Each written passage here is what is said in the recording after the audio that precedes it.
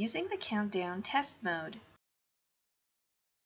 To access Countdown, log into your account and click on the Countdown icon in your school list, or if you have a personal subscription, click on Countdown in the sidebar.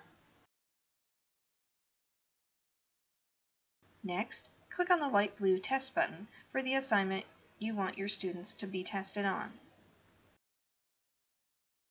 Project your screen so that your students can see it, and turn up the volume so they can hear the chime. Have your students take out a sheet of paper and a pencil. Once they are ready to begin, click on the Start button, and your students will begin to write down the answer to each fact.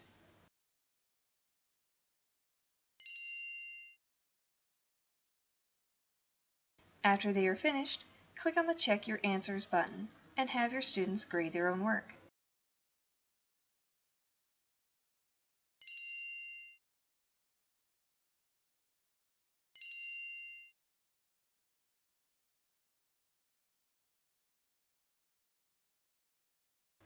If you prefer to grade it yourself, you can click the Exit button in the bottom right-hand corner and click on the Print Key button to open a tab with a printable answer key.